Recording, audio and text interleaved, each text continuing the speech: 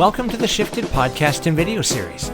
Each week we connect with teachers to hear their stories about teaching and learning during a global pandemic. We focus on shifting practices, digital tools and resources, health and wellness, maintaining balance, and supporting our students during these challenging times. The Shifted podcast is from the Greater Victoria School District in beautiful British Columbia, Canada, and is recorded on the unceded territory of the Lekwungen-speaking people, the Songhees and Esquimalt nations. All right, welcome back to another episode of the Shifted podcast and video series. This week, we're traveling to the land of media arts, and we're talking to Tina O'Keefe from Esquimalt High School here in Victoria. And Tina, the weather looks a lot nicer in Esquimalt than it does over in my neck of the woods these days. We have the palm trees in the ocean. What can I say, John? Like, this is Esquimalt, right? Well, I've been looking forward to talking with Tina for a long time because Tina does a lot of work in areas that I've taught in the past, and it's definitely passion areas for me. In addition to the multitude of different graphic arts and computer courses, Tina also runs the district's only CISCO Networking Academy as well.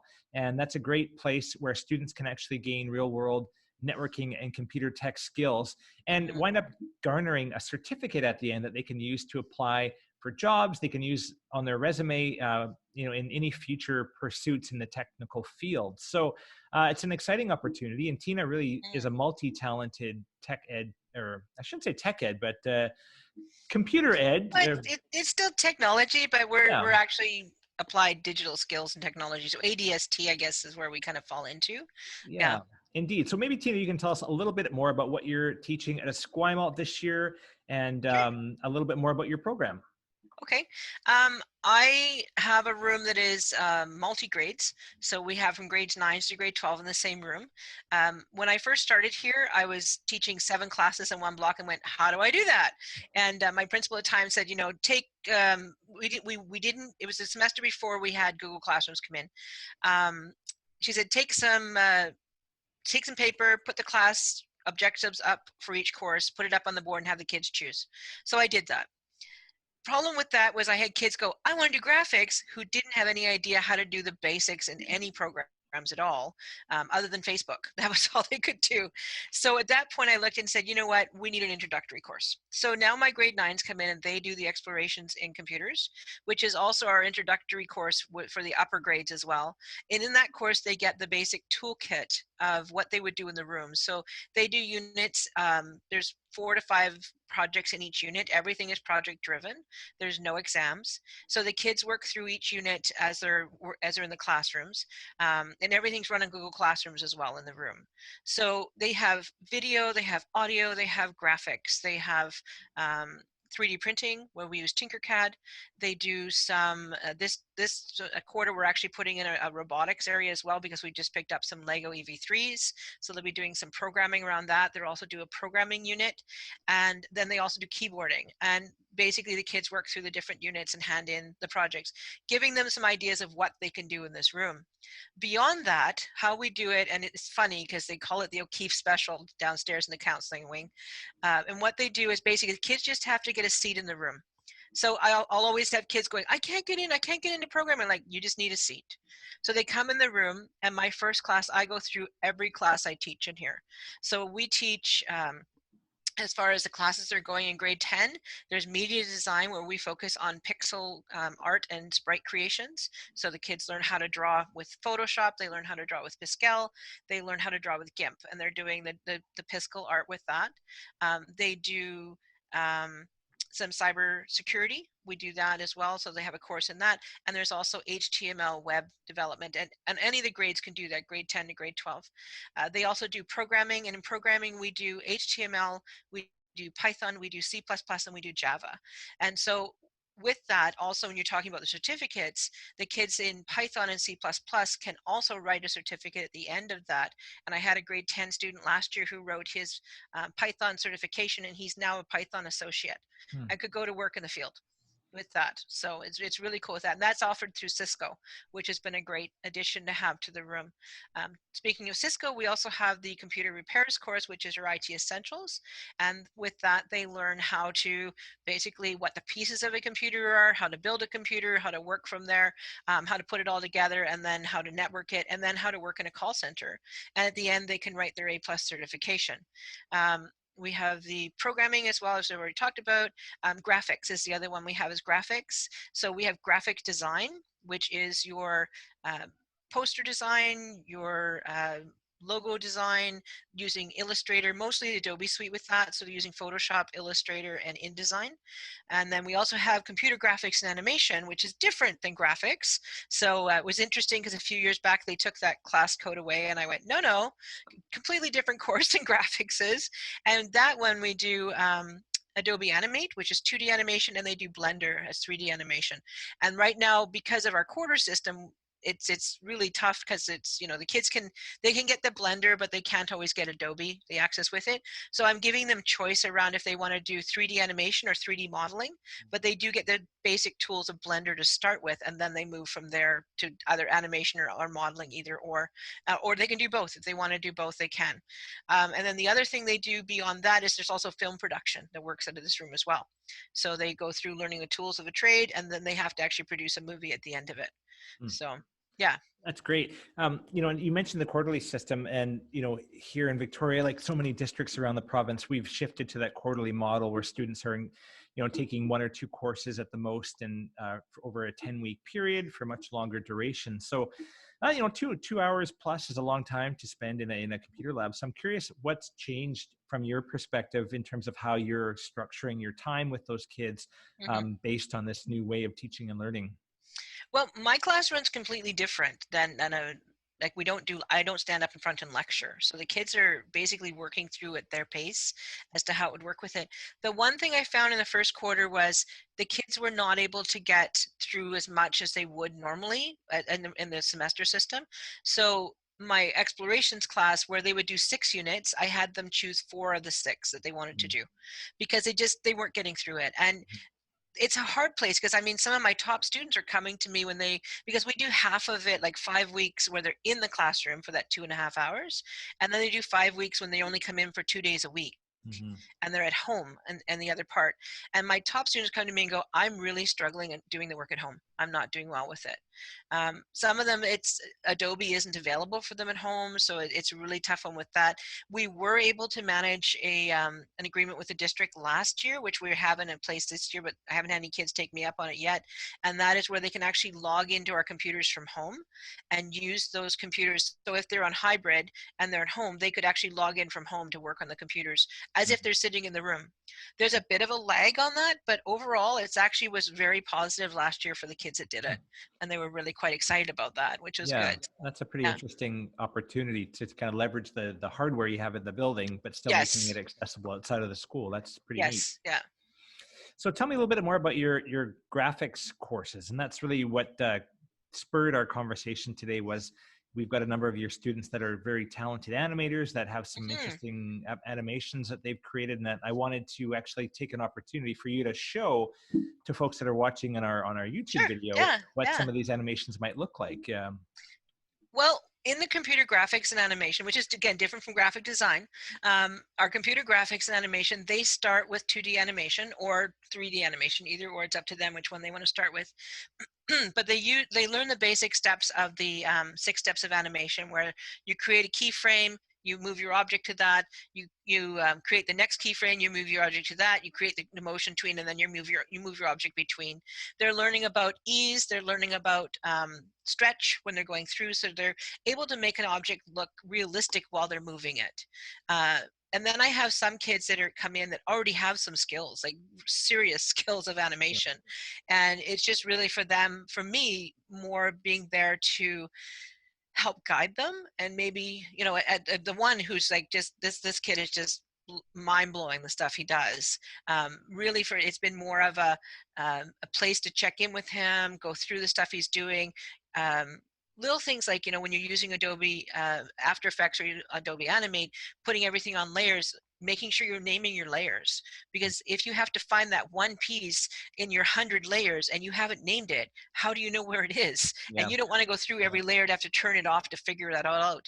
So those are one of the key things I could say to him of, you need to name your layers, right? Like that's an elementary thing, but their brains are going so fast they don't know always to catch those things with it. I think that's such an interesting observation because, really that sums up kind of the essence of our new curriculum model here in Hmm. BC. And it's not about the content, right? These kids are coming in already kind of understanding the content, but you're supporting Yeah, them to develop their skills in the area and really, completely. fully develop those skills. So yes, they can create the animation, but you're supporting them with those organizational skills that would Hmm. actually translate to, Yeah. whatever the next stage would be in their possible career path, to keep them organized, to keep them, Completely. yeah. Yeah, completely. And that's the thing I say to them too. If they get to a unit, especially in the exploration, if they get to a unit and they've already got the skills, like I've got a grade 9 girl right now who is a fantastic drawer. Like she does graphic drawing. I actually gave her some vector drawing to do so she can learn how to draw outside of the raster programs Mm. and really be able to use her art in a different way. Um, Unbelievable drawer. She doesn't have to do the graphic unit because she's got it already. Like she's got those skills. So if you can show me you got the skills, you don't have to do those assignments. You can either work on your own stuff through that, or we can move you into something else in that area, or I can give you something more complex if you want to do that. But really it's about choice. And what I'm finding is the kids come in the room. I mean, I have 24 kids in the room, and you'll walk into my room and they're all working. They're all focused. They're all doing what they need to do.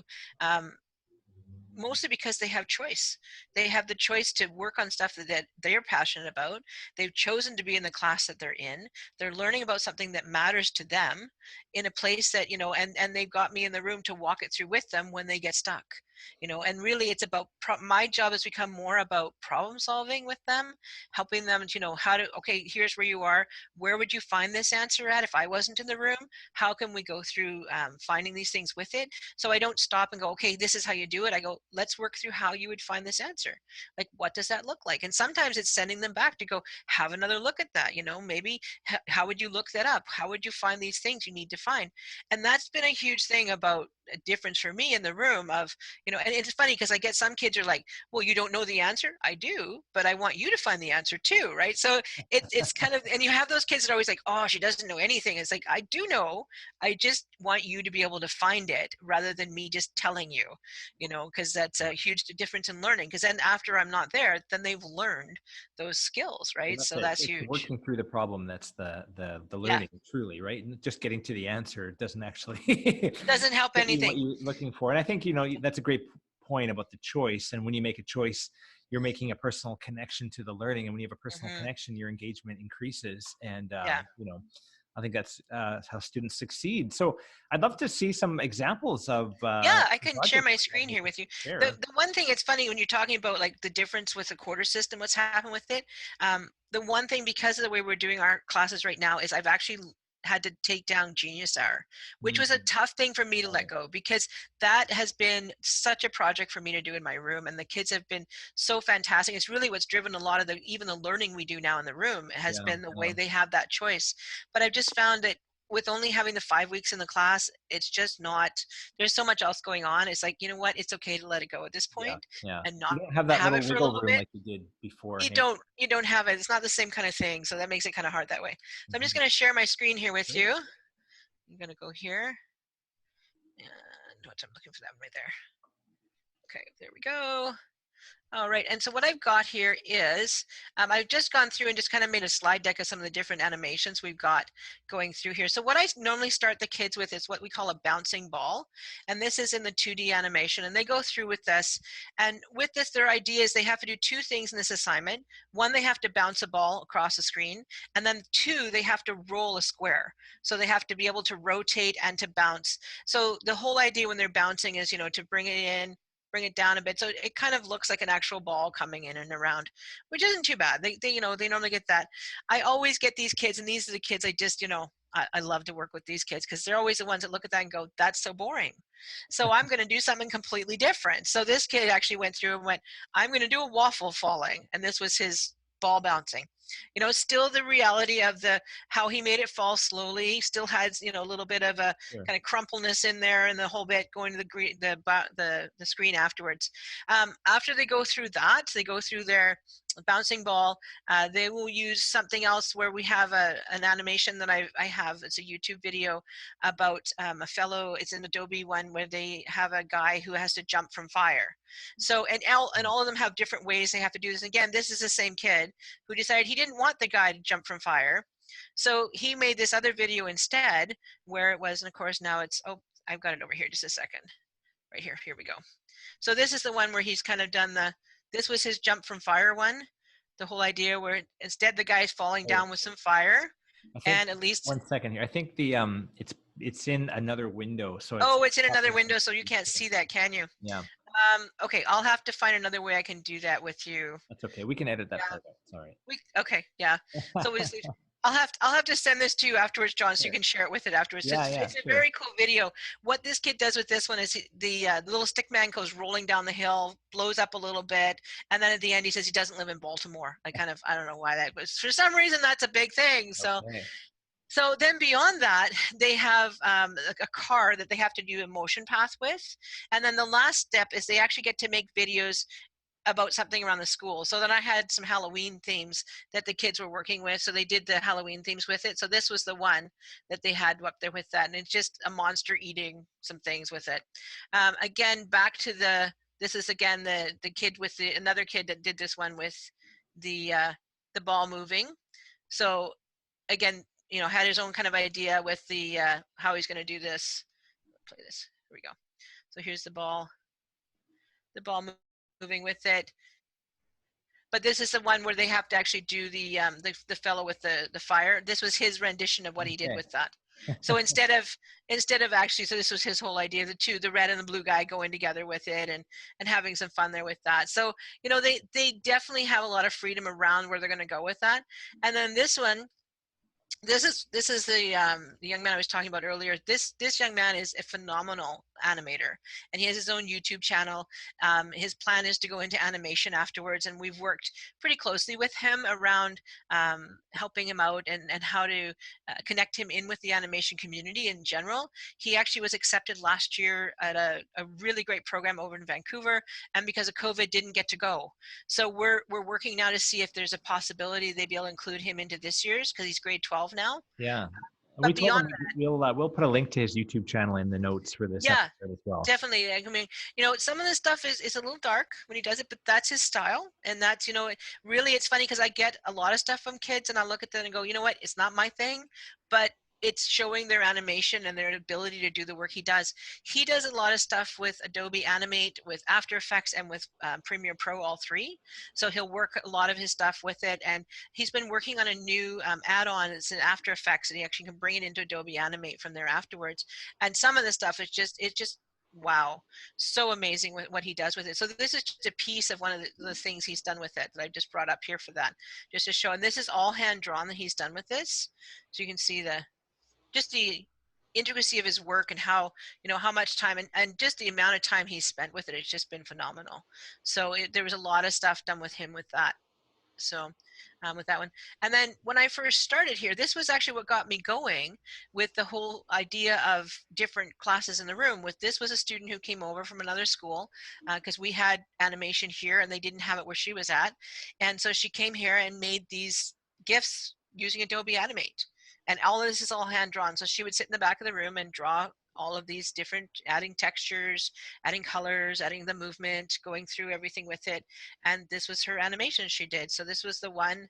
And then she had another one coming up with the grad winter ball, same kind of thing, drop downs going in. So this is the other part they do learn as well in the 2D animations. They learn how to do drop downs. They learn how to bring figures across the screen. They learn how to have things pop into screens. How do you even, changing the view of what they're doing with that. The big thing is they learn how to, and I've learned this from the one student who's like so amazing with what he does with stuff is to build up your assets, because when you're doing animation, you don't want to draw the same thing 50,000 times. You should be able to draw the same thing once or twice and then just use it later on in it. So how do you save your assets? How do you build it into your library? How do you build your library up so that you're not redoing the same thing time and time and time and time and time again? Much like programming, it's the same kind of idea. Yeah. So then beyond 2D animation, we now are actually adding in as well 3D animation. So this has been a new one that's come in the last couple of years. Basically, it's been the 3D animation again, the bouncing ball. So they just, they go through and how do you do the the squeeze and the ease as they're going through, so it actually looks like a realistic ball coming into the screen. Because that's the big thing too, is, you know, animation shouldn't be looking, unless it's the style you want, you want to be able to have it look pretty realistic when they're doing with it. So we do a lot of work around that, and now they're starting to get into rigging, into bones, into all kinds of stuff with that. So some really cool stuff coming, definitely. I'm finding it depends on the group of kids. Last quarter I had kids that were really into graphic design, which Yeah. is more of your posters, more of your logo designs. We also do silkscreen press printing here for our t-shirts, so they can do that. And we have a Cricut vinyl machine as well, so they can cut their own vinyl for logos. This quarter, I've got piles of kids in the computer animation class, so it just depends like what their interests are. Like, and it always will, you can't tell until the kids walk in the room. That's the hard part. So yeah. Yeah, that personalized component of your course is so great, and I think that's why you've got lineups of kids waiting to get into your Yeah. programs, Yeah. because yeah, it's really connected with their Well, interests and where their the other passions the are. other thing I do too is the kids that are coming in that have been through all the introductory courses and they're getting into advanced.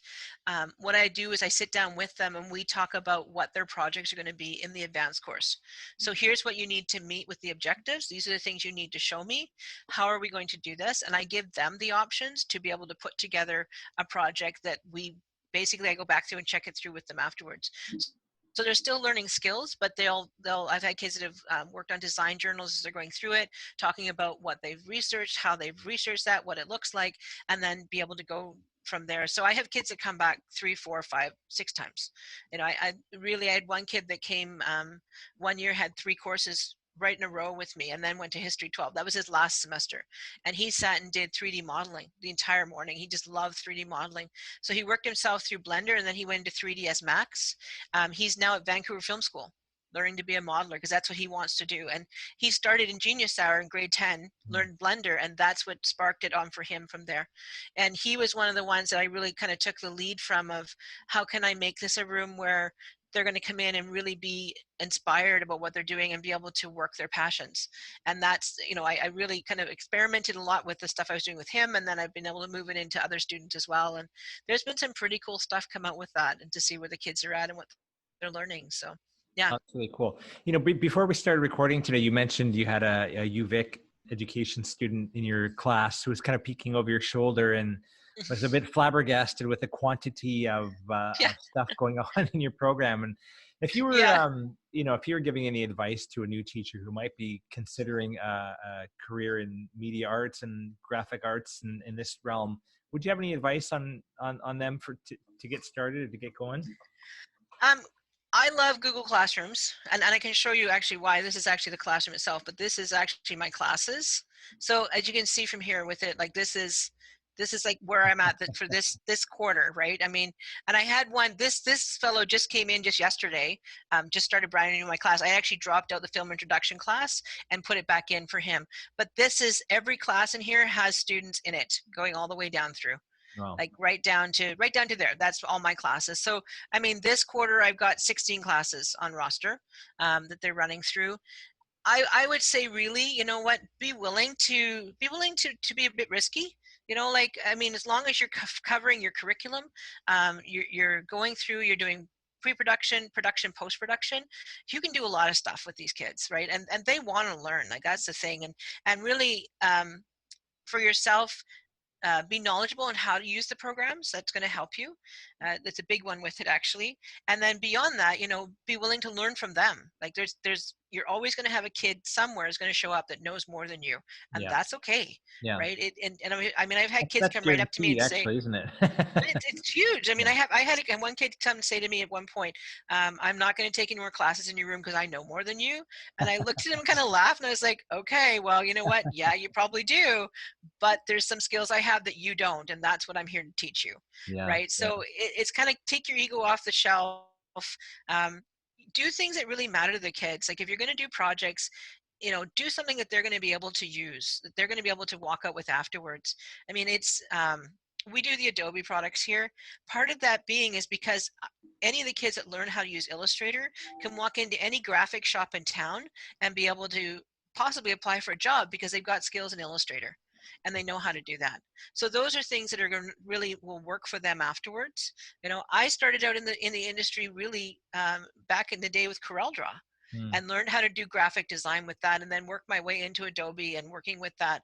And most of my stuff that I've done, I mean, I've done some courses, but most of it has been in the field, working in businesses, running through and doing their graphic design in different businesses that I work for.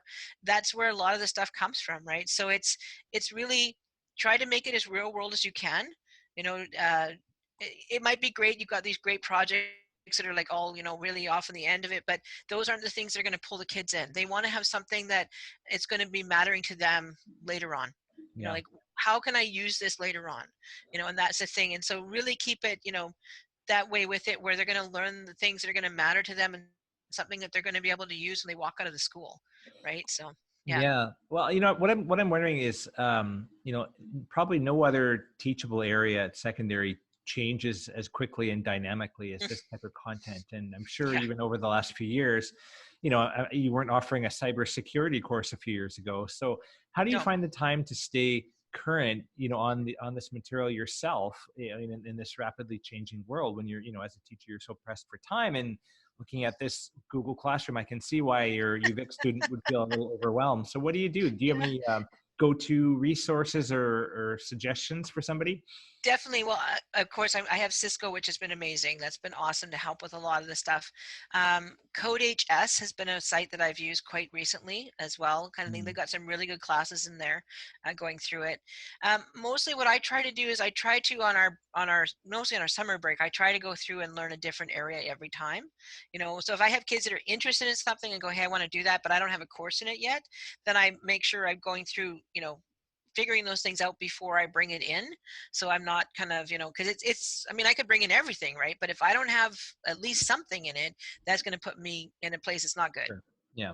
So you Yeah. don't want to do that. I mean, like it's not just a matter of, oh yeah, you want to learn about that? Here you go. Like I have to have some basic knowledge there as well before I can bring that into my course load and going through it with that. So those are things that have been really important. Um, Most of the stuff I find has been stuff that, you know, I can, yeah, it's really been just, you know, making sure I'm developing it in the summer and kind of going through it from there. So it's, you know, kind of the basics of going through it. But yeah, yeah, I mean, like I said, Code HS, Cisco has been my big ones with it. Um, yeah, I think it's been Oh about yeah. it. Well, and I know you've been really active at, you know, engaging with provincial organizations like QBC, Computer Using Hmm. Educators at BC, and also in trying to develop a stronger network within our own district with other Yes. secondary media Yeah. arts teachers as well. So I think probably that probably plays into the knowledge transfer too. Yeah, I think so too. Like definitely kind of that's been a big one for me is actually getting together the other IT teachers. And we've actually managed to get together. We're actually trying to start an LSA right now of teachers within not only our district, but also the lower South Island districts, to get together and have a chapter here from the QBC. Um, when I first started, it was really tough because I didn't come in with anything. Like, so I came in and had to develop all of my stuff myself because I didn't, the person I came in behind kind of just went, do whatever you want to do. And it's like, well, that's great, but it would really be nice if I had something to start with kind of going into it. So I basically, what I did when I first started was I added a course every year, or mostly about every year. Every year I bring in another course. So I started with my exploration course. Then I already had graphics and I already had a few others. And then the next year I added a few programming courses. So it wasn't like I was adding all these courses all at once doing it. It took me 4 years to develop what I do. And Hmm. even still, like every year I go through and I tweak out the assignments. And one example being our programming unit in exploration up until this last year has been Scratch, which we kind of looked at and gone, it needs to be more text-based programming. Hmm. So it's moving more towards HTML. And as I mentioned, we also picked up the EV3. So there'll be some EV3 programming around that too. So those are things I'm moving them out of, but it's a matter of how do I get those pieces that they need to go with it, because we don't have a lot of money, right? Yeah. Like it's, how do we get all these pieces to go? So anything I can find for free, I do.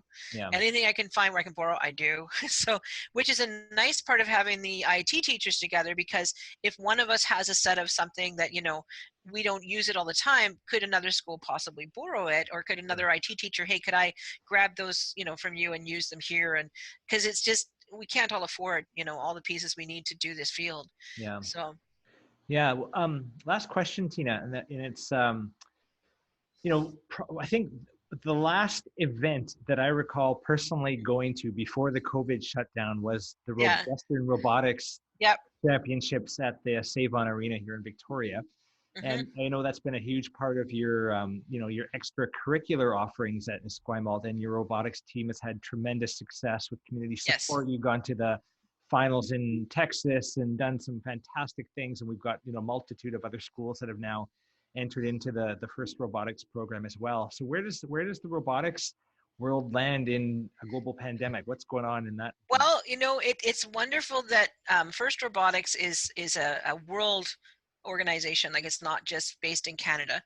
It's birthed in the States. The fellow who runs it is a fellow who actually develop, I think it's called the Segway, Segue, yeah. yeah, Yeah. that they're driving. So he actually, that's him, right? So, and his whole thing is about kids having some engineering and some skills that they go with into the world. And there's huge things that come around first. Like, it's not just, I mean, you saw by the Save on Foods, the show they put on, how big it is. Like, it's Yeah. huge. Oh, it's huge. So they got together and went, hey, we can't let this die. Like, we can't put, because if we stop it, the kids are going to lose, and it's not okay. So they've put together a whole program that we're running this year that is virtual. Okay. And also there's a possibility, if we can get back to competition, it will be there for them as well at the end of this. So they're planning for the maybe competition, but we have a virtual one that we're going to be running in between. So it may be that when we're using the same robot we had last year, which is good, because our robot, we came in, and the whole premise behind First, I can tell the listeners is with it. Basically what it is they give us a challenge as a team. We have to design, build, and operate a robot that's within the parameters of 120 pounds. They give us a size that we're not allowed to go over top of or around, and kind of things. We have our basic, they give us our basic base we start with, and then from that we have to build this robot on top of it. So we had 120 pounds. We came into competition 30 pounds overweight. In one day, we had to lose 30 pounds, and we did it, which is the fastest weight loss ever. I'm sure it was You could awesome. write a diet book from that. Great diet book. Hey, how to lose 30 pounds in one day? What do we cut off the robot? So we did it. We get into competition. The kids, and we just said to the kids, you know what, just drive, just have some fun, just drive. So they did. Half the robot wasn't even working. They couldn't get the shooter working or anything else. And they ended up in 20th place and the whole way through, which is really good. A pack of 40, they did awesome. So what happened was, at the end, at the round robin, the top 9 teams, they get to pick 2 teams each to run with them, and then they all go into the final competitions. The rest of us behind, if somebody has to step out, the next team down goes into their spot. So we came up to the finals, and our team was the one that got called in. So in the final round, we got to play in the final round with the kids, and they're now 2020 finalists, which was awesome, because they just were the ones who stayed in the building, because the other teams before them left, which was like, really, what were you thinking? The perseverance pays off, eh? We learned that, one, you don't leave your pet during finals, and 2, it's always good to stick around, because you could be a finalist for that. So they end up being finalists. But what they're doing now is they're actually looking at how, and I mean, I've got kids, and they've got their COVID safety set up. They have to take their attendance when they come to the meetings. They're actually in meeting right now behind me in the room, and we actually have garnered a few new kids, which is really great. They're starting with Fusion 360, where they do designing of the actual parts. I love this part of it, because this started with our 3D printing. In our first year, we ran, and we had a robot that had a gantry that ran up and down on a lead screw, and the nut to go with that screw was back ordered by 3 months, and we had to go to competition in 2 weeks. So my team captain looks at it and he goes, I can print that. So he designed it, printed it, and he sends me this note, and he says, bad news, the lead screw, or the nut for the lead screw, is back ordered. Can't get it for 3 months. Good news is I designed and printed it, and here, watch it work. And I was like, yes, this is it. So it's really cool to see that they knew how to apply, like, problem solve, right? What do I do with this problem? So, they're doing 3D printing right now. They're already starting to go through and learning how to use Fusion 360. They print their parts for the robot with our printers we have here. That's part of the program with it. Our business team is already up and running, ready to send thank you letters out to our sponsors from last year. We have been very fortunate to have amazing sponsors.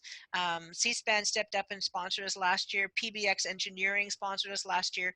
We have a lot of in-kind sponsors who sponsor us. O'Keefe's Automotive does out in Oak Bay. I hear Bumper they're to great. Bumper. They're awesome. The guy who owns it, he's a real cool guy. I like him a lot. So Bumper to Bumper down on Government Street has been great for being in kind for us. Like, just really can't say enough about them. Mini Max and Esquimalt prints all of our labels for us for our robot, because we have to put all of our labels on our robot. So they're busy right now too. Our design team is contacting other teams across the world. They're actually reached out to New Zealand to get their CAD files, because part of First is gracious professionalism, which means you share with each other. And those are big things. So they're actually reaching out to other teams to say, hey, can we have your CAD files? Right. So they're looking at how can they not copy what they're doing, but how can they incorporate some of those pieces into their new design, because they've decided that with using the parts they have, they're going to rebuild the robot, which is great. That's okay. So it's like, as a team, they've decided this is what they're going to do. We have mentors that come in and work with them who are engineers. We have programmers. They're already started with that. Our programming team as well has been able to set up our Limelight camera, which actually is the camera actually follows movement. So they can program it. So if they throw a ball, the robot will actually drive the robot right after the ball, which is so cool to see. Like, it's just like, yeah. But I mean, the really cool part about First is what it gives the kids as a team. What it gives to them professionally is huge. I had one of my players who's right now at Waterloo University in his first year of engineering. Their co-op came up and they were asked, they went out to apply for jobs. And they were basically told they weren't going to get them because their jobs are so few. He got an interview because he had First Robotics on his resume. And that was huge. That was like, this is awesome.